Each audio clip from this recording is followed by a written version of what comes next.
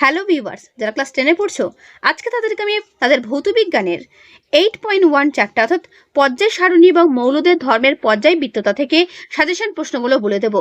অনেকেই আমায় কমেন্টে রিকোয়েস্ট করেছিলে এই অধ্যায়ের প্রশ্নগুলো দিয়ে দিতে, তাই ভালো করে দেখে নাও এই অধ্যায় থেকে কি কি প্রশ্ন তোমরা করবে। ঠিক আছে, পর্যায় সারণী বলতে কি বোঝায়, ইম্পর্টেন্ট প্রশ্ন করবে। উদাহরণ সহ ডোবেরিনারের ত্রয়ী সূত্রটি লেখো, করবে। দেখে নাও পুরো উত্তর। এই প্রশ্নের উত্তর তোমাদের টেক্সট বুকেও তোমরা পেয়ে যাবে, তাই কেউ চিন্তা করো না, শুধু ইম্পর্টেন্ট প্রশ্নগুলো দেখা তোমাদের কাজ, সেগুলো ভালো করে দেখে নাও। মেন্ডেলিফের পর্যায় সূত্রটি বিবৃত করো। মেন্ডেলিফের পর্যায় সারণী কাকে বলে? দেখে নাও পুরো উত্তর। আমি চেষ্টা করছি পুরো উত্তর তোমাদের সামনে তুলে ধরার, তো তোমরা যদি মনে করো এখান থেকে উত্তর দেখবে, দেখতে পারো। মেন্ডেলিফের পর্যায় সারণীর গুরুত্ব বা প্রয়োজনীয়তা উল্লেখ করো। ভেরি ভেরি ইম্পর্টেন্ট প্রশ্ন, দেখে নাও ভালো করে। মেন্ডেলিফের পর্যায় সারণীর গুরুত্ব বা প্রয়োজনীয়তা উল্লেখ করো। দেখে নাও পুরো উত্তর। আমি তোমাদের সামনে যে প্রশ্নগুলো তুলে ধরবো সেগুলো প্রত্যেকটা প্রশ্ন খুবই গুরুত্বপূর্ণ, তাই এগুলো কিন্তু ভালো করে দেখবে। কেমন? নিউল্যান্ডের অষ্টক সূত্রটি বিবৃত করো এবং এর সীমাবদ্ধতাগুলো উল্লেখ করো। দেখে নাও পুরো উত্তর। মেন্ডেলিফের পর্যায় সূত্রের সংশোধিত রূপটি লেখো, অথবা আধুনিক পর্যায় সূত্রটি বিবৃত করো। আধুনিক দীর্ঘ পর্যায় সারণীর সংক্ষিপ্ত বিবরণ দাও। দেখে নাও পুরো উত্তর। বইটা সরিয়ে তোমাদের সামনে আমি পুরো উত্তর তুলে ধরছি, যাতে করে তোমরা পুরো উত্তরটা এখানেই দেখতে পাও। এই সমস্ত প্রশ্নের উত্তর আবারও বলছি তোমাদের টেক্সট বুকে পেয়ে যাবে, তাই চিন্তার কোনো কারণ নেই। ইম্পর্টেন্ট প্রশ্নগুলো ভালো করে খাতায় নোট করে রেখো। ক্ষার ধাতু কোনগুলো, এদের বৈশিষ্ট্য লেখো, এরূপ নামকরণের কারণ কি? এর পুরো উত্তর এই পর্যন্ত শেষ হলো। ক্ষারীয় মৃত্তিকা ধাতু বলতে কি বোঝায়, এদের বৈশিষ্ট্য লেখো। পর্যায় সারণীতে গ্রুপ 2 ভুক্ত মৌলদের ক্ষারীয় মৃত্তিকা ধাতু বলা হয় কেন, অথবা দ্বিতীয় গ্রুপের মৌলদের ক্ষারীয় মৃত্তিকা বলা হয় কেন, করবে। খুব ইম্পর্টেন্ট। তোমাদের আধুনিক পর্যায় সারণীর যে চার্ট তোমাদের বইয়ের মধ্যে দেওয়া আছে, সেই চার্ট থেকে কিন্তু এই সমস্ত মৌলগুলো ধাতুগুলো ভালো করে কিন্তু দেখবে। ঠিক আছে, কোন শ্রেণীতে কোন সারণীতে কোন কোন মৌল কোন কোন ধাতু রয়েছে সেগুলো ভালো করে দেখবে। এটা তোমাদের টেক্সট বুকও পেয়ে যাবে চারটা। ঠিক আছে, নিকোটোজেন মৌল কাদের বলা হয়, এরূপ নামকরণের কারণ কি? ইম্পর্টেন্ট প্রশ্ন করবে। চ্যালকোজেন মৌল কাদের বলা হয়, এদের এরূপ নামকরণের কারণ কি? করবে। এর পুরো উত্তর এই পর্যন্ত শেষ হলো। হ্যালোজেন মৌল কাকে বলে, এদের বৈশিষ্ট্য লেখো, এরূপ নামকরণের কারণ কি?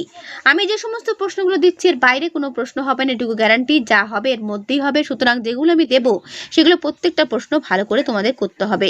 ঠিক আছে, তাহলেই তো পরীক্ষাতে কমন পাবে। না পড়লে কি করে কমন পাবে বলো? অনেকে বলে কমন পাচ্ছি না, তার মানে বুঝতে হবে তারা কেউ পড়াশোনা করেইনি। কমন যদি পাও তাহলে বুঝতে হবে তোমাকে পড়তে হবে, যদি না পড়ো কমন পাওয়া অসম্ভব। সুপার হ্যালোজেন মৌল কাকে বলা হয়, কেন বলা হয়, করবে। ঠিক আছে, নোবেল গ্যাস বা নিষ্ক্রিয় গ্যাস কোনগুলো, এদের নিষ্ক্রিয় মৌল বা সেতু মৌল বলা হয় কেন? ইম্পর্টেন্ট প্রশ্ন করবে। ঠিক আছে, এইগুলো পড়লে তোমাদের শর্ট কোয়েশ্চেন সহ বড় প্রশ্ন দুটোই তোমাদের কিন্তু একসঙ্গে তৈরি হয়ে যাচ্ছে, তাই প্রশ্নগুলো ভালো করে তৈরি করো। সন্ধিগত মৌল বলতে কি বোঝায়? পর্যায় সারণীর সন্ধিগত মৌলগুলোর অবস্থান লেখো, এদের কয়েকটি বৈশিষ্ট্য লেখো, করবে। দেখে নাও পুরো উত্তর।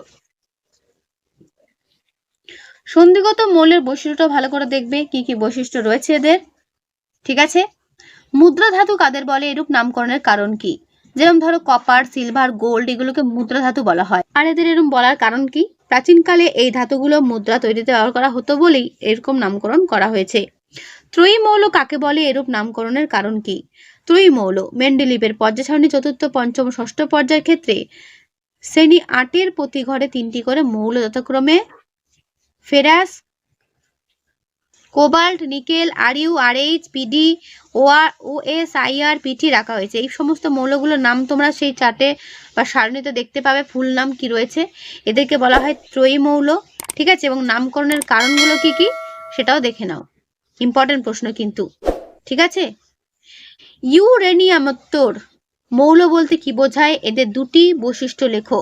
দেখে নাও পুরো উত্তর, করবে। হাইড্রোজেনকে দুষ্ট মৌল বলে কেন, ব্যাখ্যা করো। ট্রিপল স্টার দিয়ে রাখো প্রশ্নটিতে, খুব গুরুত্বপূর্ণ প্রশ্ন, বারংবার কিন্তু পরীক্ষাতে এই প্রশ্নটা দিয়েছে, তাই তোমাদের কিন্তু এই প্রশ্নটা ভালো করে করতে হবে। দেখে নাও পুরো উত্তর। বইটা সরিয়ে তোমাদের পুরো উত্তর আমি দেখিয়ে দিচ্ছি। ঠিক আছে, এই চ্যাপ্টারটা খুব ইম্পর্টেন্ট একটা চ্যাপ্টার, প্রত্যেকটা প্রশ্ন খুবই গুরুত্বপূর্ণ, ভালো করে পড়বে। উত্তরটা অনেকটা বড়, তাই তোমাদের পুরো উত্তর কিন্তু দেখাতে আমার একটু সময় লেগে যাচ্ছে। তাও দেখে নাও পুরো উত্তরটা। এর পুরো উত্তর তোমাদের ঠিক এই পর্যন্ত শেষ হলো। বোঝা গেল? মেন্ডেলিভই কিন্তু হাইড্রোজেনকে দুষ্ট মৌল আখ্যা দিয়েছিলেন, এটাও কিন্তু ইম্পর্টেন্ট একটা তথ্য, মনে রাখবে। মৌলের ধর্মের পর্যায়বৃত্ততা বলতে কি বোঝায়, এর কারণ দেখে নাও। এর উত্তর এই পর্যন্ত শেষ হলো। মৌলের পর্যায়বৃত্তগত ধর্ম বলতে কি বোঝায়, দুটি পর্যায়গত ধর্মের উদাহরণ দাও। পর্যায়গত ধর্ম নয় এরূপ কয়েকটি ধর্মের উদাহরণ দাও। দেখে নাও পুরো উত্তর। এই পর্যন্ত উত্তর শেষ হলো। আয়োনাইজেশন শক্তি বলতে কি বোঝায়, করবে। দেখে নাও পুরো উত্তর। আয়োনাইজেশন শক্তি বা আয়নন বিভব। ওকে, এই পর্যন্তের উত্তর কিন্তু শেষ হলো। জারণ বিজারণ ক্ষমতা বলতে কি বোঝায়, করবে। পর্যায় সারণীতে পর্যায় ও শ্রেণী বরাবর মৌলের জারণ ও বিজারণ ধর্মের পরিবর্তন কিভাবে হয় উদাহরণ সহ লেখো। দেখে নাও পুরো উত্তর। আমি যা যা প্রশ্ন দিলাম এর মধ্যেই কিন্তু পরীক্ষাতে করবে। ঠিক আছে, এই চ্যাপ্টারের অন্তর্গত যে সমস্ত প্রশ্ন আমি দিয়ে যাচ্ছি এগুলি ভালো করে পড়বে, তাহলেই হবে। হ্যালোজেন মৌলগুলোকে FbRICl কে জারণ ক্ষমতার ঊর্ধ্বক্রমে সাজাও। কে কে বিজারণ ক্ষমতা নিম্নক্রমে সাজাও। মৌলগুলোকে জারণ ক্ষমতা নিম্নক্রমে সাজাও। ইম্পর্টেন্ট প্রশ্ন করবে, দেখে নাও পুরো উত্তর। এই পর্যন্ত শেষ হলো পুরো উত্তরটি। ঠিক আছে, পর্যায় সারণীর পর্যায় বরাবর এবং শ্রেণী বরাবর তড়িৎ ঋণাত্মকতা কিভাবে পরিবর্তিত হয়, করবে। দেখে নাও পুরো উত্তর। বইটা সরিয়ে তোমাদের পুরো উত্তর আমি তুলে ধরছি, দেখে নাও। দীর্ঘ পর্যায় সারণী 3 থেকে 12 পর্যন্ত গ্রুপগুলোতে প্রাপ্ত মৌলগুলোকে সন্ধিগত মৌল বলা হয় কেন, করবে। পর্যায় ও শ্রেণীর মধ্যে পার্থক্যটা করবে। ঠিক আছে, ওকে, দেখে নাও পুরো উত্তর। পর্যায় ও শ্রেণীর মধ্যে পার্থক্যটা ভালো করে করবে। তো দেখো 1 নম্বর জন্য কি কি প্রশ্ন করবে। আধুনিক পর্যায় সূত্রের ধারণা দেন কে, মোজলে। মেন্ডেলিভের আদি পর্যায় সারণীতে অনুপস্থিত ছিল যে মৌলটি সেটি কোনটি, সেটি হচ্ছে Ne। ওকে, যে মৌলগুলোর পারমাণবিক ক্রমাঙ্কের মান 4, 12, 20, 38 হয় তাদের কি বলা হয়, তাদের বলা হয় ক্ষারীয় মৃত্তিকা মৌল। ঠিক আছে, এগুলো ভালো করে পড়বে। পরিবর্তনশীল যোজ্যতা প্রদর্শন করে কি না, এরা হচ্ছে সন্ধিগত মৌল প্রদর্শন করে। প্রদত্ত কোনটি মুদ্রা ধাতু হিসেবে পরিচিত, মুদ্রা ধাতু আমরা একটু আগে পড়লাম, সেটা হচ্ছে কপার, গোল্ড, তাই না? তো এখানে আনসার কোনটা হবে, কপার। পর্যায় সারণীতে সন্ধিগত মৌলের সংখ্যা কটি, 30টি, মনে রাখবে। প্রদত্ত কোনটি চ্যালকোজেন মৌলের মধ্যে, উত্তর হচ্ছে এস। প্রদত্ত কোনটি নিক্টোজেন মৌল, এন। তো এইগুলো কিন্তু তোমাদের আমি একটু আগেই বড় প্রশ্নতে বলেছি, এই মৌলগুলো কোনগুলো এবং এগুলো নামকরণ কেন করা হয়েছে সেগুলো ভালো করে পড়লে এই ধরনের শর্ট কোয়েশ্চেন উত্তর তোমরা কিন্তু অনায়াসেই করে দিতে পারবে। ঠিক আছে, দেখে নিলে পুরো উত্তর আমি যেগুলো তোমাদের সামনে তুলে ধরেছি, প্রত্যেকটা প্রশ্নের উত্তর এখানে দেওয়া রয়েছে, এগুলো কিন্তু ভালো করে করবে। ওকে, পর্যায় সারণীতে শেষ প্রাকৃতিক মৌল কোনটি, উত্তর হচ্ছে ইউরেনিয়াম। এটাও কিন্তু ইম্পর্টেন্ট একটা প্রশ্ন। যে যে প্রশ্নগুলো এখানে দাগানো দেখতে পাচ্ছ সেই সমস্ত প্রশ্নগুলো ভালো করে করবে। পর্যায় সারণীর পঞ্চম পর্যায়ে মৌলের সংখ্যা, যে মৌল জোটটি একই শ্রেণীর অন্তর্গত সেটি হলো। ক্ষার ধাতুর সঠিক ইলেকট্রন বিন্যাসটি হলো। প্রত্যেকটা প্রশ্নের উত্তর ডান দিকে দেওয়া রয়েছে, দেখে নেবে। ABCDE এর পরমাণু ক্রমাঙ্ক যথাক্রমে 2, 3, 7, 10 এবং 30 এদের মধ্যে যেগুলো একই পর্যায়ভুক্ত সেটা কোনটি। ঠিক আছে, সবচেয়ে ভারী ধাতু কোনটি। তারপরের প্রশ্ন, প্রদত্ত কোন ধর্ম মৌলদের পর্যায়গত ধর্ম নয়। পর্যায় সারণীতে শ্রেণী বরাবর ওপর থেকে নিচে নামালে অপরিবর্তিত থাকে যেটি, সেটি কি, সেটা হচ্ছে যোজক ইলেকট্রনের সংখ্যা, এটা কিন্তু কোনো পরিবর্তন হয় না। ঠিক আছে, হ্যালোজেন মৌলদের গ্রুপ সংখ্যা কত, 17। যে মৌলটির তড়িৎ ঋণাত্মকতা সর্বনিম্ন সেটি হচ্ছে Na। পারমাণবিক ব্যাসার্ধ সর্বনিম্ন কোথায় রয়েছে, সেটা হচ্ছে F। তারপর পারমাণবিক ব্যাসার্ধের সঠিক ক্রমটি হলো, দেখে নিলে কোনটা হবে সঠিক ক্রম, উত্তর দেখে নাও, এটি।